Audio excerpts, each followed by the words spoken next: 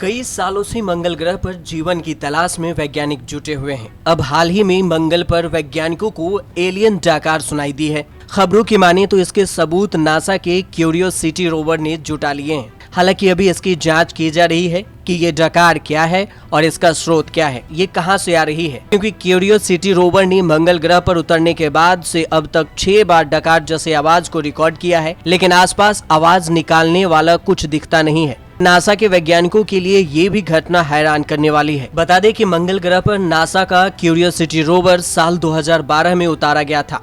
इसकी लैंडिंग गेल क्रेटर से कराई गई थी। तब से लेकर अब तक 6 बार डकार जैसी आवाज रिकॉर्ड किया जा चुका है। यह आवाज क्यूरियोसिटी रोवर की डिटेक्शन सिस्टम से दर्ज हो रही है, लेकिन ये डकार जैसी आवाज कहां से आ रही है, ये वैज्ञानिकों को पता नहीं चल रहा है। वहीं कैलिफोर्निया इंस्टीट्यूट ऑफ टेक्नोलॉजी यानी CIT के वैज्ञानिकों के अनुसार ये मीथेन गैस के बुलबुलों के फूटने की आवाज है, लेकिन इसका स्रोत पता नहीं चल रहा। इसे समझने के लिए CIT वैज्ञानिक ने एक मॉडल बनाया है, जिसमें उन्होंने यह समझाने की कोशिश की है कि मीथेन गैस के कण अलग होते हैं तो वे अलग अलग पैकेट्स का फॉर्मेशन करते हैं। इसलिए वैज्ञानिक मंगल ग्रह पर हवा की गति और दिशा की स्टडी कर रहे हैं, साथ ही आवाज के आने की संभावित दूरी का अंदाजा लगा रहे हैं, ताकि यह पता चल सके कि क्यूरियोसिटी रोवर से कितनी दूरी और किस दिशा से यह एलियन डकार आ रही है। हालांकि खबरों के मुताबिक वैज्ञानिकों का यह भी मानना है कि एलियन डकार को सटीक रूप से खोज पाना मुश्किल होगा, क्योंकि CIT के मॉडल के मुताबिक कुछ डकारों की दूरी कई किलोमीटर दूर हो सकती है। वहां तक जाने में क्यूरियोसिटी रोवर को काफी समय लग जाएगा, इसलिए वहां जाकर उनकी जाँच करना संभव नहीं है।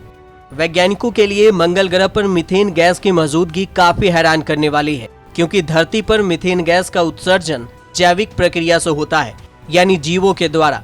इसलिए मंगल पर मीथेन गैस के बुलबुलों का फूटना या ऐसी एलियन डकारें आना यह बताता है कि यहाँ जीवन की संभावना है। CIT के वैज्ञानिकों का कहना है कि गेल क्रेटर के दक्षिण पश्चिम और उत्तर पश्चिम इलाकों में मीथेन के सक्रिय उत्सर्जन डेटा मिले हैं। हो सकता है कि ये एलियन डकार जैसी आवाजें आ रही हों।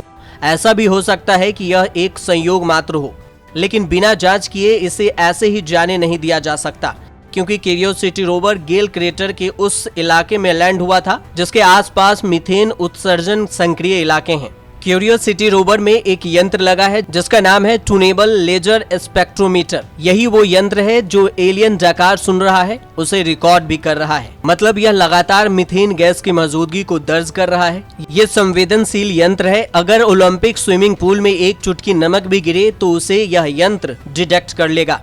इससे पहले यूरोपियन स्पेस एजेंसी के ट्रेस गैस ऑर्बिटर से मंगल पर मीथेन गैस की मौजूदगी का अध्ययन करने की कोशिश की गई थी, लेकिन यह प्रयास असफल रहा था। वहीं नासा के वैज्ञानिकों का कहना है कि उन्हें अब तक यह नहीं पता कि मीथेन गैस कहां से पैदा हो रही है। हो सकता है कि यह यहाँ पर छोटे माइक्रोब्स के रूप में जीवन मौजूद हो, क्योंकि मीथेन गैस का जीवन 330 साल होता है।